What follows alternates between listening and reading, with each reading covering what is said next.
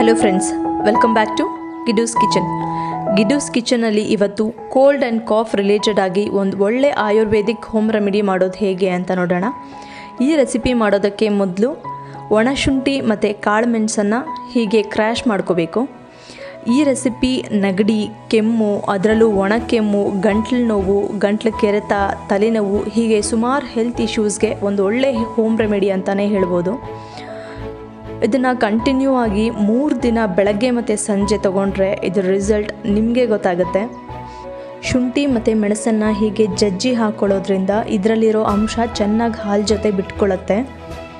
6ರಿಂದ 7 ಕಾಳು ಮೆಣಸನ್ನು ಹೀಗೆ ಕ್ರ್ಯಾಶ್ ಮಾಡ್ಕೋಬೇಕು. ನಿಮಗೆ ಬೇಕಿದ್ದರೆ ಧನಿಯಾ ಕಾಳನ್ನು ಹಾಕೋಬೋದು. ಆಲ್ರೆಡಿ ಶುಂಠಿ, ಮೆಣಸು ಮತ್ತು ಅರಿಶಿನ 8 ಪ್ರಾಡಕ್ಟ್ಸ್ ಆಗಿರೋದ್ರಿಂದ ನಮ್ಮ ಮನೇಲಿ ಧನಿಯಾ ಕಾಳನ್ನು ಹಾಕಲ್ಲ.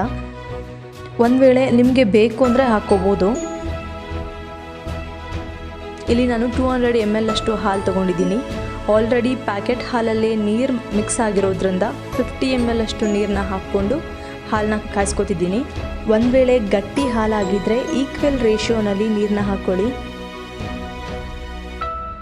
ಹಾಲು ಚೆನ್ನಾಗಿ ಕಾದು ಹುಕ್ಕು ಬಂದ ಮೇಲೆ ಸ್ಟವ್ ಫ್ಲೇಮ್ ಲೋ ಮಾಡಿ ಕ್ರ್ಯಾಶ್ ಮಾಡಿ ಇಟ್ಕೊಂಡಿದ್ದಂಥ ಒಣಶುಂಠಿ ಮತ್ತು ಕಾಳುಮೆಣಸನ್ನು ಹಾಕ್ಕೊಂಡು ಒಂದು ಸ್ವಲ್ಪ ಅರಿಶಿನ ಪುಡಿ ಹಾಕ್ಕೊಂಡು ಲೋ ಫ್ಲೇಮಲ್ಲೇ 8ರಿಂದ 10 ನಿಮಿಷದ ತನಕ ಕುದಿಸ್ಕೋಬೇಕು.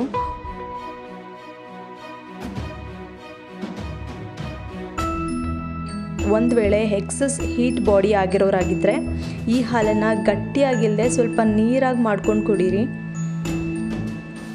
ಮತ್ತು ಈ ಹಾಲು ನೀವು ಡೈಲಿ ಟೀ, ಕಾಫಿ ಕುಡಿಯೋ ಹಾಗೆ ಕುಡಿಯೋಕ್ಕಾಗಲ್ಲ. ಬೇಕಿದ್ದರೆ ವಾರದಲ್ಲಿ ಒಂದು 3-4 ಸಲ ತೊಗೋಬೋದು, ಅದು ಒಳ್ಳೆಯದು. ಒಂದು ವೇಳೆ ಎಕ್ಸಸ್ ಹೀಟ್ ಬಾಡಿಯವರಾಗಿದ್ದರೆ ಇದನ್ನು ಜಾಸ್ತಿ ಕನ್ಸ್ಯೂಮ್ ಮಾಡೋಕ್ಕೆ ಹೋಗಬೇಡಿ.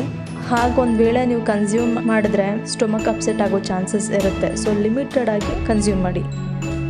200 ml ಹಾಲು 100 ml ಆಗೋ ತನಕ ಹೀಗೆ ಲೋ ಫ್ಲೇಮಲ್ಲೇ ಕುದಿಸ್ಕೋಬೇಕು.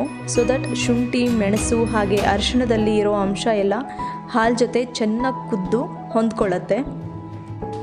ಹಾಲು ಚೆನ್ನಾಗಿ ಕುದ್ದ ಮೇಲೆ 3/4 ಟೀ ಸ್ಪೂನ್ ಸಕ್ಕರೆ ಹಾಕ್ಕೋತಿದ್ದೀನಿ. ಸಕ್ಕರೆಗಿಂತ ಬೆಲ್ಲ ಹಾಕ್ಕೊಂಡು ಮಾಡಿಕೊಂಡ್ರೆ ಹೆಲ್ತ್ಗೆ ಇನ್ನೂ ಒಳ್ಳೆಯದು. ಸಕ್ಕರೆ ಹಾಕಿದ ಮೇಲೆ ಸಕ್ಕರೆ ಕರಗೋ ತನಕ ಕುದಿಸ್ಕೊಂಡ್ರೆ ಸಾಕು. ಈಗ ಇದಾಗಿದೆ, ಇದನ್ನು ಶೋಧಿಸ್ಕೊಳ್ಳೋಣ. ಈ ಹಾಲನ್ನು ಬಿಸಿಯಾಗೆ ಟೀ, ಕಾಫಿ ಥರನೇ ಕುಡಿಬೇಕು. ಹಾಗೆ ಕುಡಿಬೇಕಾದ್ರೆ ನಿಮಗೆ ಗಂಟ್ಲಲ್ಲಿ ಒಂದು ಫ್ಲೇವರ್ ಫೀಲ್ ಆಗುತ್ತೆ. ಹಾಗಿದ್ದಾಗ ಮಾತ್ರ ಒಂದು 3 ಡೇಸಲ್ಲೇ ಕೋಲ್ಡ್ ರಿಲೇಟೆಡ್ ಆಗಿ ಯಾವುದೇ ಪ್ರಾಬ್ಲಮ್ಸ್ ಆಗಿದ್ರೂ ಕಡಿಮೆ ಆಗಿಬಿಡುತ್ತೆ. ಈ ಹೋಮ್ ಮೇಡ್ ರೆಸಿಪಿ ನೀವು ಒಂದ್ಸಲ ಟ್ರೈ ಮಾಡಿ ಕಮೆಂಟ್ ಮಾಡಿ.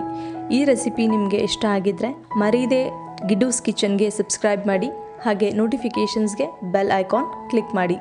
Love you all, take care.